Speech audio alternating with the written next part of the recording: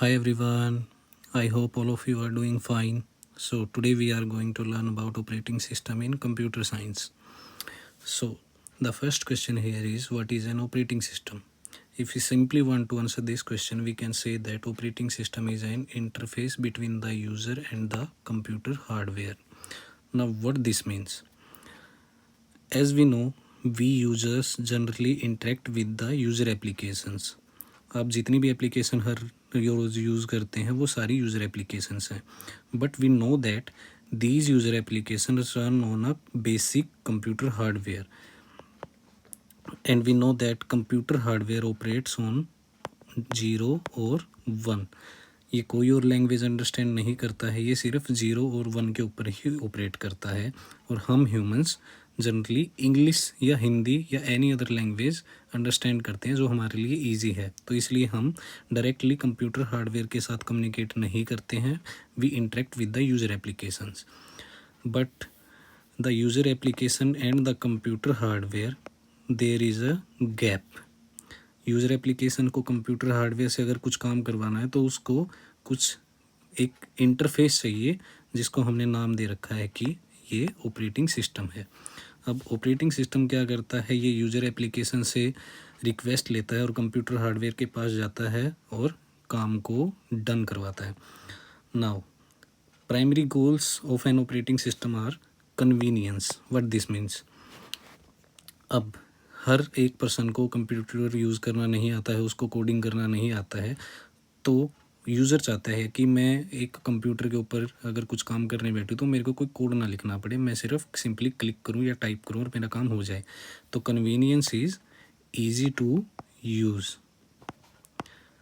Easy to use. Operating system क्या करता है, आपको एक GUI प्रोवाइड करवाता है जिससे आप कोई भी एक यूज़र एक कंप्यूटर से अपना काम करवा सकता है.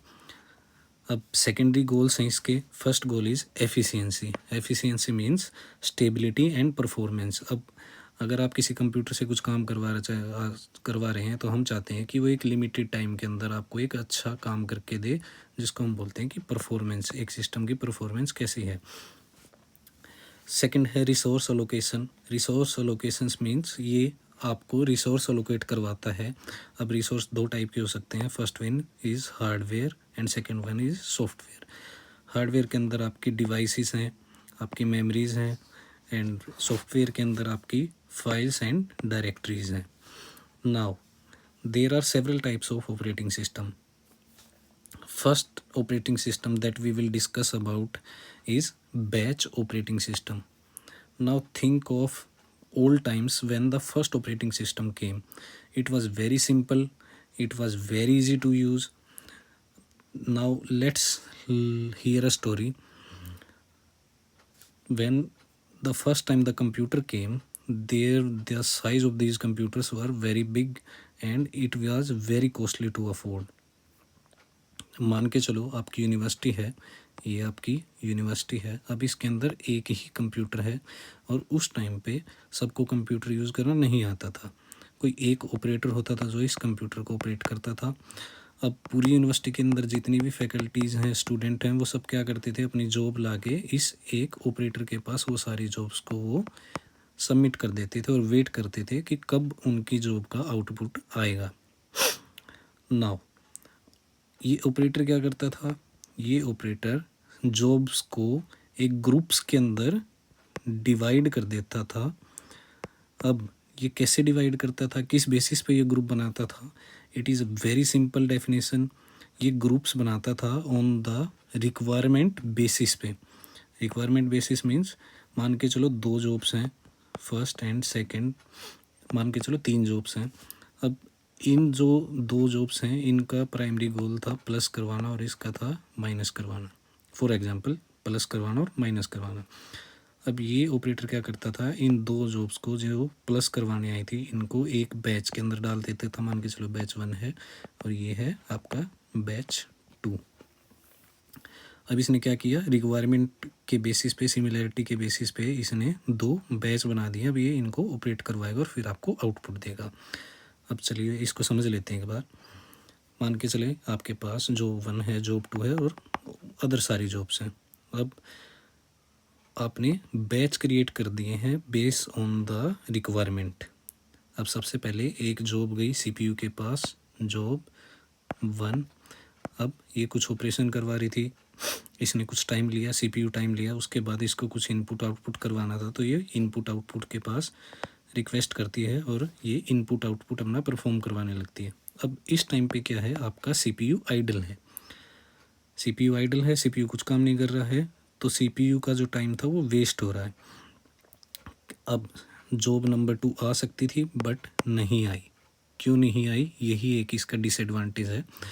अब इसने बोला कि if job is completely done then only next job will be schedule to the CPU. अब इसका क्या मतलब है, ये सिंपली कह रहा है कि जब तक एक जॉब 1 अपना काम पूरा नहीं कर लेती तब तक हम इसको सीपीयू से बाहर नहीं निकाल सकते, किसी दूसरी जॉब को हम सीपीयू नहीं दे सकते। अब जब ये जॉब 1 अपना काम पूरा करेगी और तब ये इससे बाहर आएगी, तब सेकंड जॉब को सीपीयू मिलेगा। अदरवाइज़ हम इससे सीपीयू फ्री नहीं करवा सकते फोर्सफुली। ये अपना काम पूरा करेगी, बाहर आएगी, उसके बाद ही नेक्स्ट जॉब को सीपीयू मिलेगा। अब इसकी एडवांटेज क्या है, इजी टू इम्प्लीमेंट है। इजी टू इम्प्लीमेंट क्यों है, क्योंकि एक जॉब जब तक अपना काम करेगी हम उससे सीपीयू नहीं ले सकते, ये अपना काम पूरा करेगी, उसके बाद ये बाहर आएगी, उसके बाद ही दूसरी जॉब को सीपीयू एलोकेट होगा। बट इसी एडवांटेज के साथ आई कुछ डिसएडवांटेजेस। फर्स्ट डिसएडवांटेज है आपकी इंक्रीज्ड सीपीयू आइडलनेस। अब इसका मतलब क्या है, जैसे कि हमने देखा था कि अब सीपीयू फ्री है, इनपुट आउटपुट परफॉर्म हो रहा है, लेकिन सीपीयू फ्री था।